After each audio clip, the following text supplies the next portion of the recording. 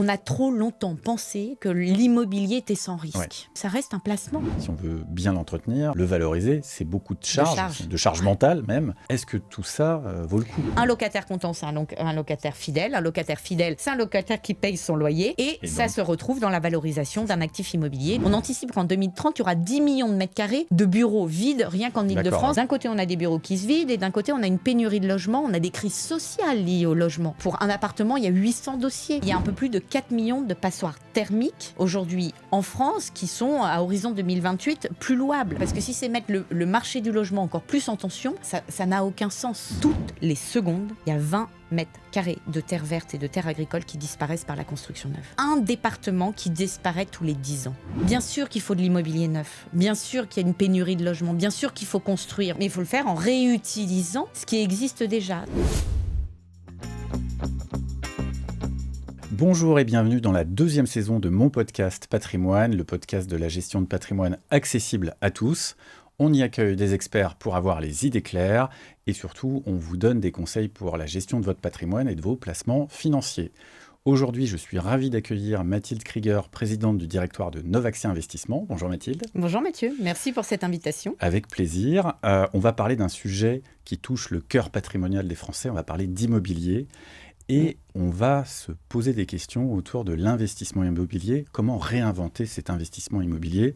Parce que, évidemment, l'investissement immobilier, ça n'est pas qu'acheter sa résidence principale. Et tu vas nous aider à y voir clair sur ce vaste sujet. Mon podcast Patrimoine est préparé avec Tout sur mes finances, TSMF Agence Média. On est parti, 2e saison, nouveau studio, nouvelle invitée. Bienvenue Mathilde. Merci Mathieu. Alors, l'investissement immobilier, on pense souvent à l'investissement physique dans des immeubles, sa résidence principale, de l'immobilier locatif, mais la palette est beaucoup plus large. Toi qui as une vision professionnelle et expérimentée de ce métier, qu'est-ce que tu peux donner comme palette d'investissement pour un particulier que ça intéresse ? Effectivement, on pense souvent à la résidence principale et à l'acquisition de la résidence principale. D'ailleurs, ce qui est très franco-français, de faire le premier geste patrimonial, d'acquérir sa résidence principale. Après, il y a plusieurs moyens d'investir en immobilier, à la fois en immobilier dit physique, donc par la résidence principale, par de l'immobilier dit locatif. Alors, il existe plusieurs formes. Ouais. Aujourd'hui, on peut dire des résidences gérées, le petit studio que vous allez mettre en location, les Airbnb. Mais c'est un ticket d'entrée généralement pas accessible à tous. Ouais. Et puis surtout, un risque peut-être sur la zone géographique, sur le locataire, et puis de devoir s'en occuper au quotidien, parce qu'il y a la fuite d'eau et autres. Je pense que tout le monde connaît ces problématiques malheureusement immobilières. Tout à fait. Il y a des moyens d'investir pour un peu plus mutualiser ou diversifier ce risque. Et généralement, c'est à travers presque 3 véhicules. D'accord. Soit la société civile de placement immobilier, la fameuse et la célèbre SCPI, qui permet d'investir dans une typologie d'immobilier qui est souvent pas accessible aux clients particuliers, du bureau, du commerce, de la logistique, de mutualiser son risque et d'avoir un ticket d'entrée très accessible, parce que souvent, ça peut commencer à partir d'une centaine d'euros et de pouvoir s'adapter au montant qu'on souhaite, à l'épargne que l'on souhaite y consacrer. Après, il y a d'autres méthodes, par exemple via les contrats d'assurance vie, de pouvoir investir dans de l'immobilier, dans les contrats d'assurance vie, et du coup de bénéficier aussi de la fiscalité de l'assurance vie, qui est intéressante, parce que l'immobilier, c'est super, mais c'est un petit peu taxé, donc il faut être quand même plutôt bien conseillé. Et dans l'assurance vie, vous avez soit des placements sur de l'immobilier type SCPI qu'on peut mettre dans les contrats d'assurance vie, ou alors des foncières, comme on dit, des foncières cotées, alors qui est un intérêt parce que c'est de l'immobilier, mais qui a une liquidité immédiate. Et ça, c'est un peu des moments, le désavantage de l'immobilier, c'est qu'on ne peut pas vendre du jour au lendemain. Mais la contrepartie, c'est que c'est lié, on va dire, à la bourse. Donc, il y a aussi ce qu'on appelle une volatilité qui peut être importante. Alors, il n'y a pas un schéma mieux que l'autre pour investir en immobilier. Enfin, de mon côté, moi, je pense que c'est plutôt quel est l'objectif patrimonial qu'on veut suivre, et donc d'être bien conseillé sur quel objectif patrimonial on veut suivre, et du coup, quel est le véhicule d'investissement en immobilier qui peut répondre à cette demande. Ouais, on est complètement d'accord sur la valeur du conseil, effectivement. À la base, alors on peut avoir envie d'investir dans l'immobilier parce que ça rassure, parce que c'est des habitudes, tu disais franco-françaises, c'est vrai. Exactement, ouais. Très souvent, les Français ont un peu une brique dans le ventre en matière de placement. On voit quand même que le marché a évolué. Évidemment, les prix, c'est ce qui reflète souvent l'état du marché. Mais il y a aussi un autre élément, c'est l'influence des taux d'intérêt sur les variations de prix du marché. Est-ce que ces variations de taux, toi, tu trouves que ça génère aujourd'hui des opportunités, au contraire des contraintes, des rigidités? On entend très souvent le fait de dire le taux du crédit immobilier augmente, donc ça va faire une pression à la baisse sur les prix. Là, les taux ont baissé, on anticipe peut-être qu'ils peuvent remonter. C'est quoi ta vision là-dessus? Alors déjà, il faut revenir un petit peu dans le passé. On revient, souvent on a un point, c'est 2020, parce que le Covid, j'ai l'impression que ça a marqué tout le monde. Ça a marqué tout le monde. On avait des taux, on a passé une décennie de taux extrêmement bas, mais une anomalie, avec des taux à 1%. Et c'est vrai que nous, on a eu la chance peut-être pour certains d'entre nous d'acheter des résidences principales à ce moment-là et de dire on a un taux de crédit à 1%, ce qu'on retrouvera certainement jamais. 2022, augmentation de l'inflation, donc augmentation des taux pour limiter, l'objectif, la BCE voulait limiter l'augmentation de l'inflation. Et puis on est passé des taux de crédit qui sont montés à 3,5%, 4%. Alors après, en 2023, on voit un petit tassement des taux entre 3, aux alentours de 3. Mais ce qu'il faut se dire, c'est que pour le ménage, quand on veut faire l'acquisition d'une résidence principale, ou rien que par exemple 200 000 euros d'effort de crédit sur 20 ans, on passe avec un taux de 1,5% à 900 euros, 950 euros par mois. Quand tu passes à 3 ou 4%, on passe à 1 200 euros par mois et le coût du crédit, il double. Donc ça veut dire que la capacité d'épargne a été quand même vraiment limitée, plus limitée pour les ménages. Et l'immobilier, là je parle plutôt de l'immobilier résidentiel, n'a pas baissé de temps. L'immobilier aurait dû corriger de 20-30%, ça n'a pas été le cas. Et ce qui a fait un marché complètement bloqué, où les acheteurs disent mais moi j'ai plus la capacité d'épargne, j'ai une capacité mais du coup il faut que les prix baissent. Les vendeurs, moi on m'avait promis des valorisations qui ne sont pas les mêmes, donc je veux pas vendre. Donc généralement le marché se regarde, non moi je veux pas vendre, toi tu vas vendre, non je veux pas vendre, écoute finalement il se passe pas grand chose. Donc la normalisation des taux aujourd'hui permet, en tout cas sur l'immobilier résidentiel, de redonner une bouffée d'oxygène. Et on le voit parce que sur l'immobilier résidentiel, les volumes d'investissement, alors là c'est plutôt chez les institutionnels, ont augmenté sur le premier semestre à peu près d'une dizaine de %. Pas grand-chose parce qu'on a des volumes qui ont été divisés par 2 ou par 3, mais ça donne un peu d'espoir, parce qu'on a envie d'avoir un petit peu d'espoir. Mais c'est quand même aujourd'hui un marché qui est un peu en difficulté. Et ce qui se passe au niveau politique n'aide pas non plus, puisque ça ne donne pas beaucoup de visibilité. Alors ça, c'est sur l'immobilier résidentiel. Après, et c'est vrai qu'on n'en a pas parlé tout à l'heure, mais quand je parlais d'immobilier, j'ai parlé des enveloppes un peu immobilières. L'immobilier, c'est 25 sous-marchés immobiliers. C'est le commerce, c'est le bureau, c'est la logistique, c'est le life science, c'est les laboratoires, la santé. Et même dans l'immobilier dit résidentiel, tu as plein de sous-marchés encore. C'est des marchés d'immobilier résidentiel, de la résidence étudiante, de l'immobilier en bloc. Donc en fait, dans tout ce panel-là, il y a des marchés immobiliers qui se portent un peu mieux que d'autres. Et ce que l'on voit en tout cas aujourd'hui, c'est qu'avec ces taux aussi qui se normalisent, on regarde les tendances des investisseurs institutionnels. Et c'est ce qui donne un peu la tendance de marché. C'est un bon indice, La bonne nouvelle que j'apporte aujourd'hui, c'est que les investisseurs institutionnels, et là c'est une étude de BPCE qui est sortie sur le premier semestre, regardent de nouveau le marché immobilier, et 55% des investisseurs institutionnels qui étaient interrogés se disent on va renforcer nos poches immobilières.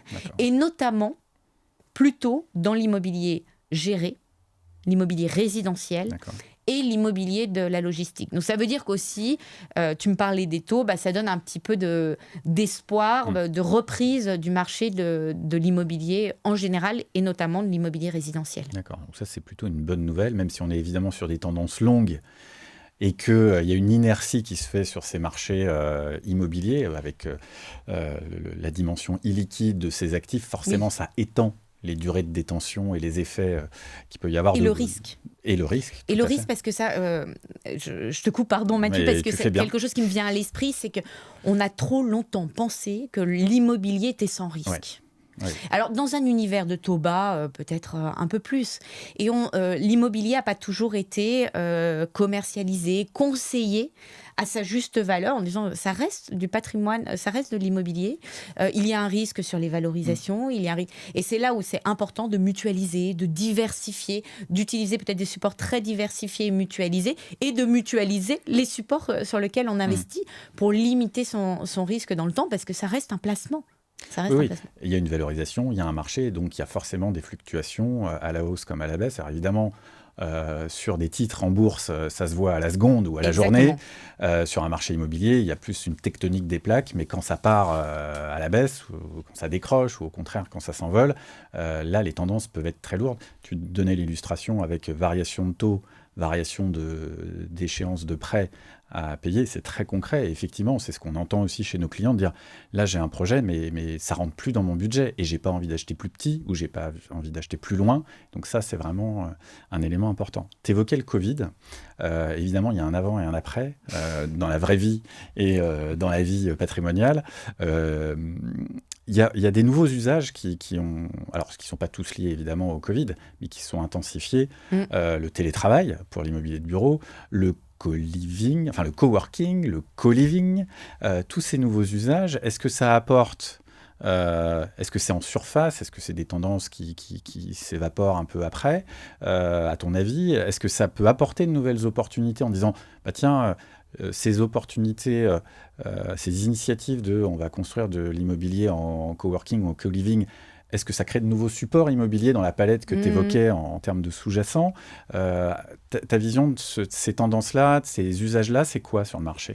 Alors, effectivement, le Covid a eu une accélération de pas mal de choses. Tu parlais à juste titre du télétravail. Le télétravail, ça faisait des années qu'on en parlait, ça fait des années qu'aux États-Unis, le télétravail est normalisé. Ouais. Et en France, il y avait un peu cet aspect, ce jugement du télétravail.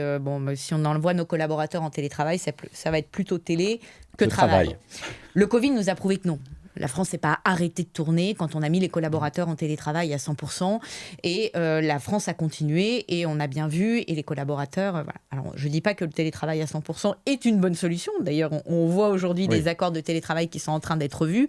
Mais on ne pourra plus faire sans télétravail. Et d'ailleurs, aujourd'hui, c'est marrant parce que quand on a eu une période on a fait pas mal de recrutement et on posait la question la mutuelle, les tickets restaurants et les accords de télétravail. Ouais. Donc, c'est venu maintenant un acquis social. Ouais. C'est nouveau. Sur le marché de l'immobilier, quel est l'impact du télétravail ? L'impact du télétravail, c'est avant le Covid. Il y avait à peu près, rien qu'en Île-de-France, 2,5 millions de bureaux qui étaient vides avant Covid.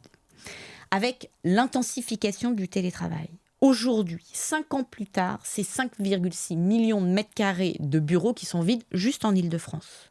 Donc on a doublé le nombre un quart de ce parc immobilier est vide depuis plus de 4 ans. Donc j'ai le malheur d'annoncer que ces immeubles-là ne retrouveront pas preneur. Et quand on regarde les courbes et les anticipations qui sont sorties par un organisme qui s'appelle l'ORIE, on anticipe qu'en 2030, il y aura 10 millions de mètres carrés de bureaux vides rien qu'en Île-de-France, et un peu lié à cet endroit. Alors il n'y a pas que le télétravail, mais donc c'est pas qu'il faut plus de bureaux. Bien évidemment que non, mais c'est moins de bureaux, mieux de bureaux. Et du coup, on va revenir sur le coworking et autres. C'est consommer du bureau un petit peu différemment. Alors, ça apporte des opportunités d'investissement parce que ces bureaux qui sont vides, qu'est-ce qu'on en fait ? Aujourd'hui, on les laisse, et puis on attend que ça se passe, et puis ça sera squatté ou autre. Donc, qu'est-ce qu'on peut faire de cette manne immobilière ? Et aujourd'hui, ce que l'on voit, c'est que d'un côté, on a des bureaux qui se vident, et d'un côté, on a une pénurie de logements, on a des crises sociales liées au logement. Plus d'1 million de logements sont attendus. Aujourd'hui, c'est un dossier. Alors, je parle, de Paris, mais c'est pour un appartement, il y a 800 dossiers. Tous les personnes qui nous écoutent aujourd'hui, qui ont la chance d'avoir des enfants étudiants, disent mais quelle galère d'aller trouver un appartement à Paris ou dans les grandes métropoles pour les enfants. Donc, il y a des choses à faire, de se dire, ça va être une opportunité immobilière de transformer potentiellement ces bureaux en logements. Donc ça, c'est un premier élément, avec le télétravail. Ensuite est né des nouvelles tendances de consommation immobilière, le co-living, co-working, donc travailler ensemble, vivre ensemble, le co-living. Et donc, c'est une forme d'immobilier un peu différemment, qui existait avant Covid, qui s'accélère aussi parce qu'on a envie aujourd'hui de sociétés plus flexibles, de pouvoir... le coworking, c'est un peu ça, c'est je m'installe, mais au moins j'ai tous les services associés. Puis après, quand j'ai une taille suffisamment conséquente, ça coûte quand même un petit peu cher, je vais je passe une étape en ayant mes bureaux. Et donc là, on a un immobilier un peu hybride qui est en train de se créer, qui est entre l'immobilier, la valeur immobilière et la valeur servicielle. D'accord. Donc, c'est quels sont les services qu'on va pouvoir apporter. Alors, ça ne viendra pas remplacer les classes d'actifs assez classiques du bureau ou autres, mais ce sont des sous-catégories qui apportent aussi des opportunités d'investissement. Et je reparle encore, je suis désolée, des investisseurs institutionnels parce qu'ils donnent des temps. Les investisseurs institutionnels sont les mutuelles, les compagnies d'assurance qui investissent beaucoup en immobilier, les caisses de retraite, qui donnent des tendances immobilières. Et là, ce qu'on a vu aujourd'hui, notamment sur l'immobilier résidentiel, c'est que vendre de l'immobilier neuf en diffus, donc c'est un peu difficile parce que les taux de crédit étaient élevés, donc c'est difficile de se projeter pour acheter, c'est ce qu'on disait tout à l'heure. Mais adapter des projets pour faire du co-living permet de développer un peu plus d'opérations qui intéressent ces investisseurs institutionnels. Oui. Et effectivement, ce que tu disais, toutes ces tendances, ces usages, ça reflète aussi cette dimension du service, le fait d'être moins dans la possession, mais plus dans l'usage. On le voit pour toutes les plateformes d'écoute de musique. On va moins avoir besoin de l'objet physique, on va avoir envie de l'écouter. Pareil, tu donnais à juste titre l'exemple de j'ai besoin de flexibilité, j'ai pas forcément la visibilité de combien de temps je vais m'installer à cet endroit-là. Je prends une solution clé en main, un peu plug and play, endroit et service, et ça fonctionne bien. Et ce que tu nous dis, c'est que des véhicules de placement qui tirent parti de la création de valeur qui est faite à ce moment-là peuvent créer du rendement pour l'investisseur derrière. Okay. Exactement. Après, voilà, comme tout, quand on investit sur ce type d'actifs immobiliers, il y a le risque de l'exploitant, de savoir est-ce que c'est un WeWork, donc il faut mutualiser et diversifier. Mais je pense que c'est un terme qu'on banalise peut-être un peu, en gestion de patrimoine, c'est indispensable. Oui. Et donc pas moins en immobilier que dans des actifs financiers où on dit qu'il faut diversifier par zone géographique, etc. Là, ça va être par nature d'immobilier, par type... Est-ce qu'on est Paris, province, Europe voilà, ok. Il y a un autre volet aussi qui, en plus, je sais, t'intéresse. On en avait discuté sur la transition énergétique, qui est un volet un peu plus sociétal, parce que c'est sûr que l'immobilier a un impact en termes de... on va dire, en termes de consommation d'énergie, à la construction et à l'usage ensuite, par les personnes qui habitent dedans ou qui l'exploitent. C'est quoi ton message par rapport à ça? Moi, j'entends beaucoup, peut-être plus du côté des promoteurs, il y a les contraintes, il ne faut pas de passoire thermique. En fait, c'est des contraintes, c'est que des contraintes, la transition énergétique. Alors, moi, j'ai l'impression que quand on est la personne qui habite le truc, l'endroit, c'est pour son bien aussi, consommer moins d'énergie, être mieux isolé. Donc, il y a une dimension économique, mais d'un point de vue de l'investisseur, est-ce que ça doit être perçu comme une contrainte à laquelle les gens devront s'adapter, ou est-ce que ça peut là aussi être quelque chose qui, en créant de la valeur, peut créer du rendement pour l'investisseur? Alors moi, je pense qu'aujourd'hui, ça va devenir créateur de valeur, de prendre soin de son patrimoine immobilier. C'est vrai que l'immobilier est très énergivore, notamment la construction neuve. Ouais.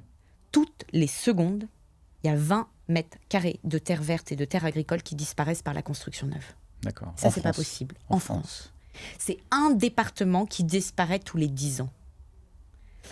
Donc, il y a aujourd'hui urgence de faire différemment. Ouais. Et alors, il y a des lois pour ça. Malheureusement, ça passe par les contraintes. Enfin, c'est comme les enfants, hein. Il y a des moments où il faut leur donner des règles et on doit appliquer des règles. Et il y a la loi de non-artificialisation des sols. Ouais. Ça veut dire qu'aujourd'hui, bien sûr qu'il faut de l'immobilier neuf. Bien sûr qu'il y a une pénurie de logements. Bien sûr qu'il faut construire. On ne peut pas se dire du jour au lendemain, stop, on arrête juste parce qu'il ne faut pas détruire des terres agricoles. Mais il faut le faire différemment.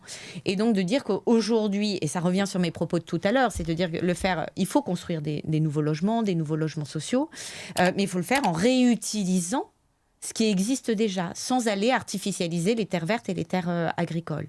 Parce que si vous artificialisez, c'est un impact sur la biodiversité, sur l'imperméabilité des sols, c'est plus d'inondations et autres. Donc, c'est utiliser des bâtiments existants pour les réhabiliter et créer du logement. Alors, c'est pas toujours facile, parce qu'il y a des contraintes encore, des contraintes techniques. Si tu prends des vieux bureaux que tu veux transformer en logement, on estime à peu près, alors c'est pas moi, c'est l'ORIE qui estime, 40% du parc immobilier de bureaux vides pourrait être réhabilité. Donc, on réutilise la structure pour pouvoir la transformer en logement avec des travaux lourds. 60% du parc ne peut pas. Pourquoi ? Parce qu'un immeuble de bureau, c'est 18 mètres de profondeur. Un immeuble de logement, c'est 11 mètres de profondeur. Alors, quand tu te mets dans des zones tendues à 10 000 € le mètre carré et que tu as des pièces sans fenêtre, tu n'y mets pas trop d'enfants, tu as des buanderies, mais la buanderie à 50 000 €, t'en fais pas tant que ça. Donc, il y a besoin de déconstruire des immeubles, réutiliser les matériaux pour les reconstruire. Donc ça, on va dire, déjà, de ne pas artificialiser les sols pour préserver la biodiversité, c'est un élément. Il y a d'autres contraintes. Tu parlais des passoires thermiques.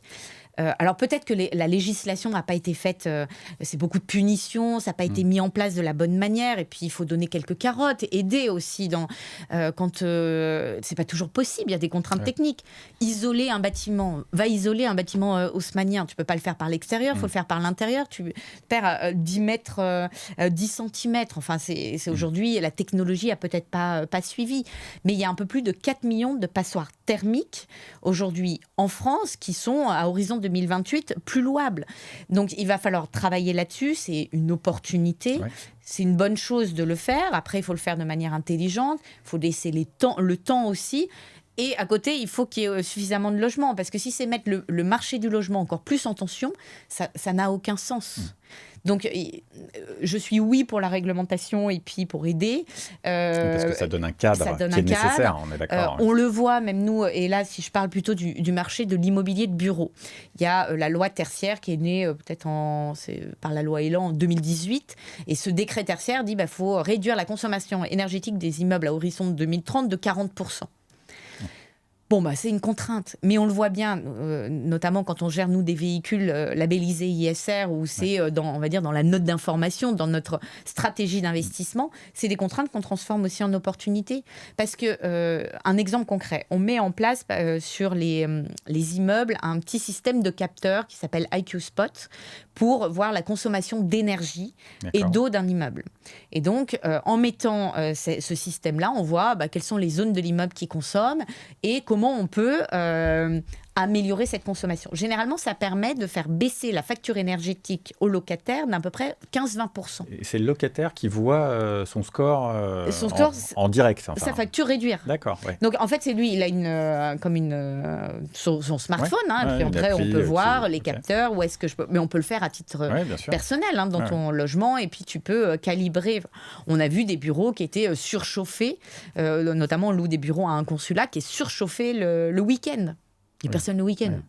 Voilà, après, c'est des aberrations. Tu vas me dire, mais on aurait pu s'en rendre compte. Oui, c'est quand même, tant qu'on ne l'a pas mesuré, on ne se dit pas, quand même, donc, là, c'est évident. Mais ça permet de baisser la facture énergétique. Tout le monde est quand même content si on consomme moins d'énergie. Le locataire est content parce qu'il a réduit ses charges énergétiques de 15 ou 20%.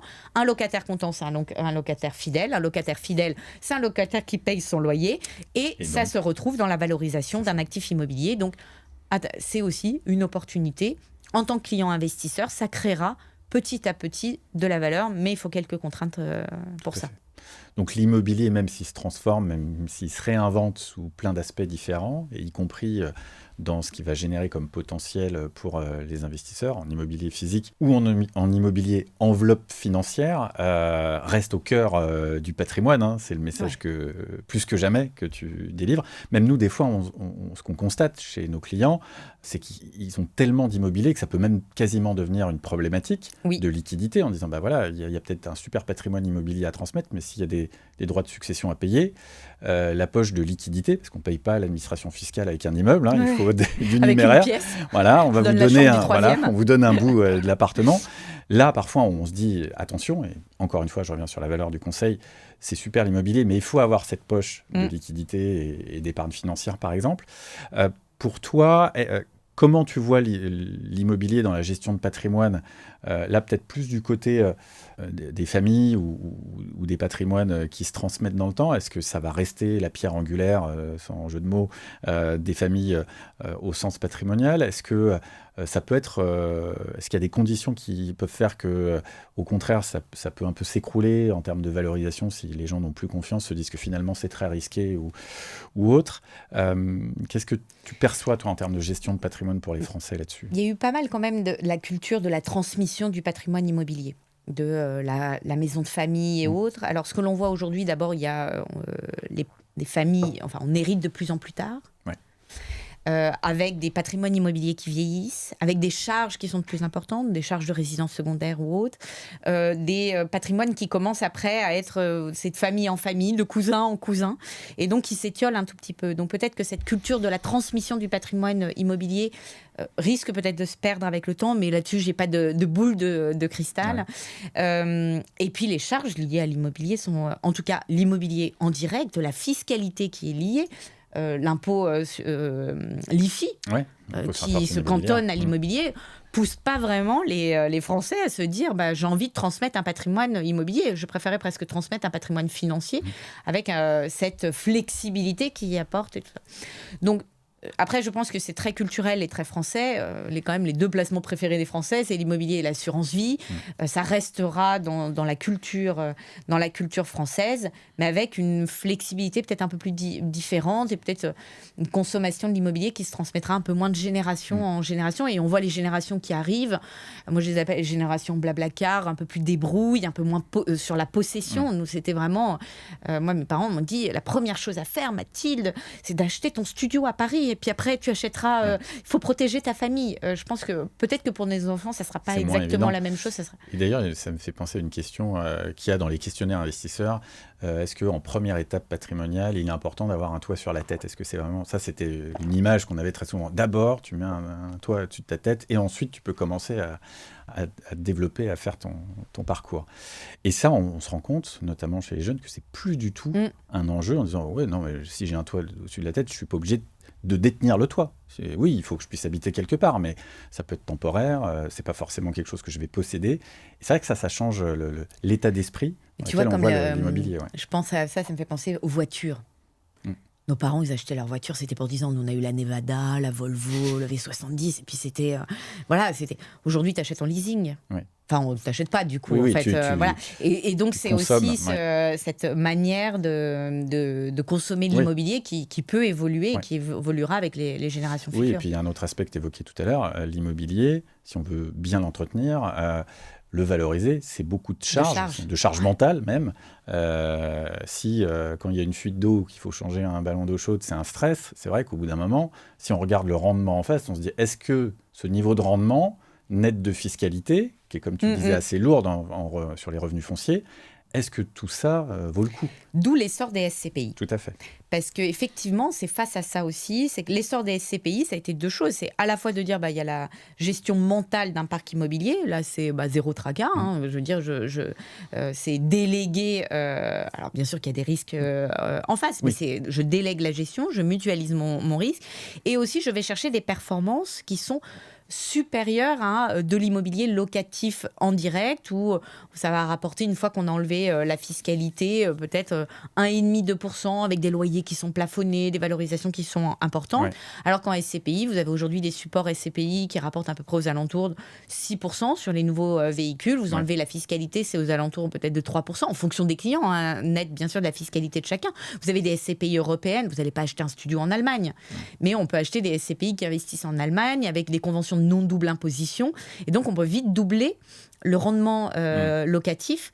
Et donc, l'immobilier va se faire, et ça restera au cœur de la gestion de patrimoine, mais différemment peut-être que de la propriété classique d'un studio pour les enfants. Oui, tout à fait. Écoute, merci pour cet éclairage très complet sur le marché, ta vision du marché et puis les tendances. Alors, comme tu disais tout à l'heure, on n'a pas de boule de cristal, mais on a son expérience, on a son parcours qui fait que même si on n'a pas de boule de cristal, on peut sentir les choses. Et puis, quand on est un professionnel d'un marché ou de plusieurs marchés, on va pouvoir mettre ça au service des gens qu'on va accompagner. Toi, tu accompagnes des partenaires distributeurs, qui soient institutionnels ou des conseillers en gestion de patrimoine. Pour un professionnel comme toi, nous, on aime bien s'intéresser au parcours des gens. Ce que je trouve intéressant dans ton parcours, c'est que tu as plusieurs casquettes. Alors, je ne vais pas dire que tu as eu plusieurs vies. Et puis, tu veux me vieillir? Non, c'est pas fini. Et c'est pas fini. Mais déjà, tu as une proximité client puisque tu as été conseillère Oui. dans un réseau bancaire, je crois. Voilà. Tu as été dans la conception d'offres, de placements financiers, la gestion justement de diversification, de nouveautés, d'innovation, etc. C'est quand même pas la même chose. Aujourd'hui, tu es vraiment très ancré dans l'immobilier. Demain, après-demain, je ne sais pas quels sont tes projets, mais avec ce bagage-là, aujourd'hui, qu'est-ce que tu en retires? Quel est le meilleur de chaque étape que tu as franchie jusqu'à présent dans chaque métier? Proximité client, conception d'offres, expertise sur un marché complexe comme l'immobilier. C'est quoi le meilleur de chaque tranche de vie professionnelle que tu as eue jusqu'à présent? Alors, au-delà du meilleur, c'est qu'est-ce qui rejoint en fait tous ces trois expériences aussi, le client. En fait, alors c'est marrant parce que moi je suis fille d'opticien à Saint-Étienne et donc j'ai été élevée, mes parents étaient tous les deux opticiens, c'était le client est roi. Alors ils étaient, à l'époque tu sais il y avait les petits panneaux, ça n'existe plus, client roi, tu sais, les cartes de fidélité ou je sais pas, commerçant avec client roi. Et c'est de se dire que dans toutes ces expériences professionnelles, à chaque fois c'est de mettre le client au cœur. Et je trouve que c'est ce qui m'a beaucoup apporté, moi, travailler dans un réseau bancaire au début et des rencontres assez formidables avec la banquière privée avec qui j'étais, qui m'a d'ailleurs donné le conseil de dire sors de la banque privée parce que là on fait pas, c'est pas le enfin de la banque pardon en général, mais malheureusement le client, il y a le client, mais les offres après sont des offres assez standardisées et c'est de dire de mettre le client au cœur. Et aujourd'hui, quand avec nos équipes, quand on conçoit des produits, quand on gère des produits, aujourd'hui on est dans un contexte quand même immobilier relativement difficile. On a des décisions qui sont très difficiles, des moments à prendre. Parce qu'on dit c'est pas voilà, quand il faut dire il faut vendre un immeuble, il faut faire des travaux lourds, il faut et à chaque fois c'est se dire écoutez, j'ai envie de vous afficher les photos des clients investisseurs qui ont acheté ces produits-là pour dire que quand vous prenez une décision, dites-vous que ça pourrait être vos parents, vos grands-parents qui ont pu investir les fruits de... Et ça, pour moi, c'est extrêmement important parce que j'ai vu mes parents travailler...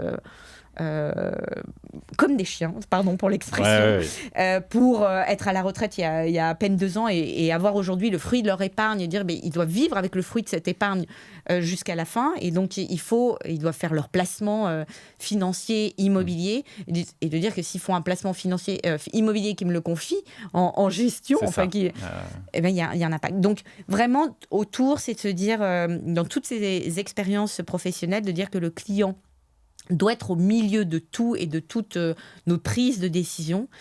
Et ensuite, après, à chaque fois, ça a été des belles rencontres professionnelles, des opportunités où on se dit, tiens, je ne sais pas forcément... j'ai commencé par de la banque et puis cette banquière privée me dit mais attends tu devrais peut-être réfléchir pour faire un peu plus de la gestion de patrimoine, faire un master en gestion de patrimoine pour faire du conseil un peu plus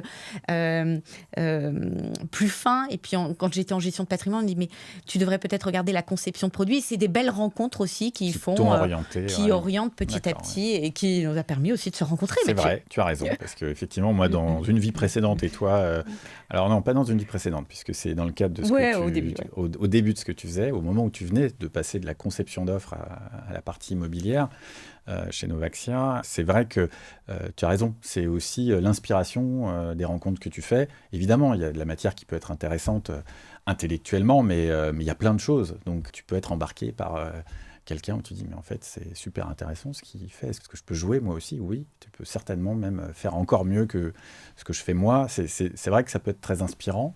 Et par rapport à ça, moi j'ai toujours une question qui vient dans ces podcasts où on parle du parcours de la personne. C'est rare que la gestion de patrimoine ou quand tu es avocat fiscaliste, ce soit le truc qui à 5 ou 6 ans tu dis c'est ça que je veux faire plus tard, je veux être conseiller en gestion de patrimoine. Non, on veut être astronaute, pompier, policier, mais pas en conseil en gestion de patrimoine. Toi, t'es tombée dedans quand tu étais petite, tu as eu ça, tu parlais de l'éclairage par rapport à tes parents opticiens, ou est-ce que tu avais d'autres ambitions? Comment ça s'est matérialisé pour toi, cette opportunité de rentrer sur ce marché? Alors, c'est marrant parce que j'ai essayé de rechercher comment ça On m'est était venu. venu là. Ouais. Déjà, moi, j'ai eu un conseil de mes parents. Mathilde, tu ne seras pas commerçante. Le métier d'opticien est en train de changer. Ouais. C'est très difficile. Ils ont travaillé très, très dur. Alors, aujourd'hui, ils vivent bien, hein, mais bon. C'est beaucoup de contraintes, peu de vacances et tout ça. Donc, c'était vraiment... leur objectif, c'était de dire, il faut que vous fassiez des études, il faut faire autre chose. Et c'est marrant parce que je me suis souvenu que mon stage de troisième... En stage de troisième, où est-ce que tu fais ton stage? Soit chez papa et maman. Bon, ils me disent non, pas chez nous. Et ils m'ont envoyé chez leur assureur. Et je veux dire, en troisième, j'ai adoré, j'ai passé 3 jours. Je ne sais pas si c'est ça qui a orienté la carrière, mais de se dire, non, voilà. Et ensuite, parcours un peu prépa, école de commerce. J'ai fait un master en finance de marché. Et là, en finance de marché, c'était... là, vous allez tous finir des traders, vous allez gagner des millions d'euros, c'est fini pour vous, les costumes. Je ne sais pas, ça m'avait marqué. C'est la première classe, vous ne vous habillerez pas, vous aurez des costumes sur mesure et tout ça. Bon, j'étais qu'avec des garçons. J'ai dit, mais moi, je ne vais pas me retrouver en finance de marché. Qu'est-ce que je vais faire derrière ces ordinateurs? C'est quoi? Laissez-moi sortir. Et une belle rencontre me dit, mais écoute, pourquoi tu ne travaillerais pas en gestion de patrimoine? Et donc, à l'époque, j'étais en école de commerce dans le sud de la France et donc j'ai pu rentrer dans une banque en gestion de patrimoine et là j'étais le mauvais élève de la partie finance de marché. Mais qu'est-ce qu'elle fait en gestion de patrimoine? Elle veut rater sa vie. Alors j'ai eu un peu de chance ou pas, c'est que je suis sortie en 2008, donc mes petits camarades ils se sont retrouvés sur le carreau et puis on dit en fils, la gestion de patrimoine c'est pas si mal. Ah ouais, mais trop tard, hein. Donc voilà, c'est des belles rencontres, des opportunités, mais effectivement je pense pas qu'on connaisse d'ailleurs le terme, et je trouve que la gestion de patrimoine d'ailleurs c'est bien triste, mais c'est même pas connu ou très peu connu. On parle quand tu places, c'est dans ta banque. Et presque, on devrait à l'école, apprendre à gérer son épargne, à épargner, et à se dire qu'on peut épargner, mais en dehors d'une banque qui place des produits maison ou autres, et de dire qu'il y a d'autres, alors qu'ils peuvent faire d'autres choses très bien, bien sûr, mais qu'il y a l'indépendant. Il y a une palette plus limitée. Voilà. Et il y a des indépendants qui le font. Et tu as raison, je te rejoins complètement. Nous, c'est quelque chose qui nous anime parce que la base du conseil, c'est déjà une bonne pédagogie. Donc la pédagogie financière, alors c'est un peu cliché de le dire maintenant, en France, on est nul en culture financière, etc. Non, c'est pas qu'on est nul, c'est que, comme tu disais, il y a des choses qui sont ancrées. Le livret A est encore vu comme un placement. C'est pas un investissement, c'est de l'épargne de précaution. Il y a un rendement garanti. C'est très bien pour une épargne de précaution, mais on va pas se dire j'investis en livret A. Non, pour de l'investissement, on va forcément aller chercher un peu de risque. Il faut le connaître, il faut de la pédagogie par rapport à ça. Et tu as raison, le métier en gestion de patrimoine, je prêche un peu pour ma paroisse, mais quand on le regarde de l'intérieur ou qu'on le regarde du point de vue du client, quand tu dis que tu fais de la gestion de patrimoine, on pense soit de la gestion de fortune, donc on se dit c'est pas pour moi, alors qu'en fait non, dès que tu as des revenus et des projets de vie, tu as de la gestion de patrimoine à faire, potentiellement. Ou alors on pense patrimoine immobilier. Ou alors éventuellement on pense Stéphane Bern et protection du patrimoine français. Mais on n'a pas cette notion de conseil ouvert et qui commence très souvent par des questions d'ordre civil. Voilà, si vous passez sous un bus, est-ce que vos proches sont bien protégés? Est-ce que vous avez préparé quelque chose? C'est un coach. Oui, il y a un côté coach. Un peu coaching. Et c'est vrai qu'aujourd'hui, tu as un coach de vie, tu as des coachs sportifs, tu as des coach aussi financier. Alors, c'est un peu réducteur de donner ça, mais c'est de dire, il faut savoir être accompagné dans ces moments, et que c'est pour tout le monde. Et puis, autant de commencer tôt. Parce qu'au moins, on a les bons réflexes et on construit bien son patrimoine intelligemment. Oui, et c'est pas... effectivement, il ne faut pas se dire que c'est réservé à une élite. Uniquement des familles fortunées, etc. Évidemment, c'est arrivé par là, parce qu'ils avaient matière à le faire. Et ça se démocratise. On utilise beaucoup le terme démocratiser, ceci, cela. En tout cas, ça s'étend, et tant mieux. Et nous, je pense, et ce podcast fait partie aussi de cette approche d'information, de pédagogie, qui amène au conseil. Effectivement, ce conseil éclairé, ouvert, il peut s'appuyer sur des solutions qui sont proposées non pas par une banque qui fait tout, parce qu'elle fait des choses bien, elle fait des choses moins bien, mais une multitude de professionnels. Toi, tu es professionnel sur une partie qui va toucher l'investissement immobilier diversifié. Je trouve que c'est une force de pouvoir s'appuyer sur une multitude de professionnels selon les différentes classes d'actifs. Tu as évoqué tout à l'heure, tu as posté même récemment d'ailleurs sur tes parents, quand tu es retourné à Saint-Étienne il y a quelques semaines, tu t'es pris en photo devant la boutique en disant attention, je ne change pas de carrière, même s'il y a mon nom sur la boutique. Je trouve ça intéressant. C'est comme quand tu disais le stage, ça a duré 3 jours, c'est peut-être pas ça qui a déclenché. C'est peut-être la petite étincelle qui a mis le projecteur sur quelque chose sur lequel tu n'avais pas conscience. Mais pour revenir on va dire, aux valeurs et à ton expérience personnelle, avec le recul et par rapport à ce que tu peux dire, par exemple, à ce que tu pourrais dire à tes enfants, par rapport à ce que t'ont dit tes parents, c'est quoi les messages que tu donnerais aujourd'hui pour ouvrir un maximum de portes, laisser le plus de choix dans son parcours professionnel pour la suite, par rapport à ce que tu as vécu, à ce que tu vis aujourd'hui et à ce que tu anticipes pour tes enfants, par exemple? Alors, c'était un peu difficile parce que je ne sais pas encore d'ailleurs, et je me dis ça va être très très dur. Alors mes enfants ont 5 et 2 ans, donc je me dis j'ai encore un peu le temps pour me préparer de comment je vais les conseiller sur cette partie-là. En tout cas, moi ce que je veux leur donner, c'est la valeur travail. Et alors là, c'est presque mon petit coup de gueule, c'est que j'ai l'impression qu'on la perd un peu. Et on la perd avec aussi certaines nouvelles générations ou autres. Donc, c'est se dire, bah voilà, le travail est important, il faut s'investir et trouver. Alors, peut-être qu'on travaillait, on a été des générations peut-être entre deux ou avec un mauvais équilibre, vie perso, vie pro, et il faut trouver le bon équilibre. Mais aujourd'hui, il faut être respectueux de l'employeur, respectueux du travail à réaliser et puis bosser parce que aujourd'hui, on a la chance d'avoir des choses qu'on n'avait pas, du télétravail, des RTT et compagnie. Et donc moi, j'ai envie de dire, c'est pas parce qu'un jour c'est un peu difficile, parce qu'on te fait un feedback un peu compliqué au bureau et que tu es en burn-out, c'est pas vrai. Pour en avoir fait un titre personnel, une personne en burn-out, c'est très bien qu'il n'avouera jamais qu'il est en burn-out. Donc voilà, c'est vraiment de pouvoir transmettre ces valeurs et puis après de dire, écoute, reste ouvert aux différentes opportunités. Le plus important, c'est de rencontrer du monde, de s'ouvrir, de discuter. Parce qu'aujourd'hui, moi, je me dis, j'ai 40 ans, c'est la moitié presque la moitié de ma carrière professionnelle. Il va en rester peut-être un peu plus que... Mais peut-être que dans quelques années, je ferai des métiers un peu différents. Et une chose est sûre, c'est que là où nos parents ont fait leur métier pendant 40 ans ou 45 ans, certainement, nous, on sera obligés de se réinventer plusieurs fois. Et que le métier que l'on fait aujourd'hui ou que l'on fera demain n'existe peut-être pas. Et donc, il faut rester ouvert et agile, flexible, notre terme d'aujourd'hui, quoi. Oui, c'est vrai. Et ça rejoint aussi, quand tu parles de valeur travail, on travaille forcément différemment aujourd'hui d'hier et d'avant-hier. Mais cette capacité à apporter de la valeur par le travail, elle est, alors en plus avec l'intelligence artificielle, on commence à se dire que ça se trouve, il n'y aura même plus besoin de réfléchir. Et c'est vrai que tu as raison de le rappeler, la création de valeur dans nos métiers, c'est du travail. C'est pas juste de dire, j'ai une super idée ou j'ai une super info, il faut mettre de l'argent ici et comme par miracle, ça va faire x 400. C'est quand même assez rare les millionnaires juste par miracle.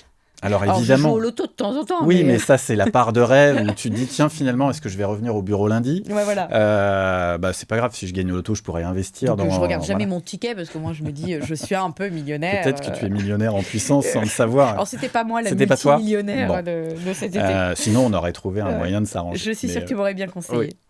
Mais effectivement, je suis assez sensible à ce que tu dis sur la création de valeur par le travail, y compris dans des métiers financiers où c'est parfois pas perçu directement. D'ailleurs, c'est les marchés qui pilotent, quoi. Il y a juste besoin d'être là pour aller chercher des clients. Si c'était aussi simple que ça, tout le monde le ferait ou ça se ferait tout seul. Je trouve ça très intéressant et merci pour ce témoignage parce que on se livre toujours un petit peu.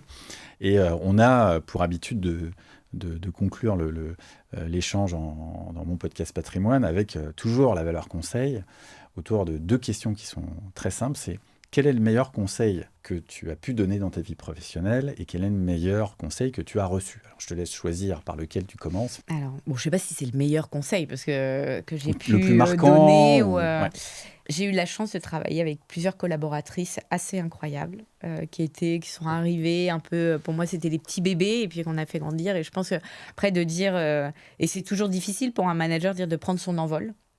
De voir et je pense à une et aujourd'hui j'ai l'impression que j'ai l'impression d'avoir un peu construit alors bien sûr que c'est grâce à elle, grâce à son travail de dire il y a des moments il faut un peu se sacrifier parce que c'est plus facile de travailler avec des gens qu'on connaît, en qui on a confiance et puis on a l'habitude de travailler, dire que ça peut être aussi bon pour la personne de pouvoir s'envoler par elle-même et puis peut-être qu'un jour, on se retrouvera. Mais oui, et donc, c'est plutôt des bonnes choses.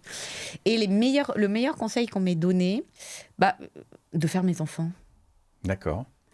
Je sors ça comme ça, mais alors j'ai eu ma fille il y a 5 ans, pendant le Covid, et puis mon mari est un tout petit peu plus âgé que moi, et puis il me mettait la pression sur le deuxième. Je dis non chérie, j'ai pas le temps.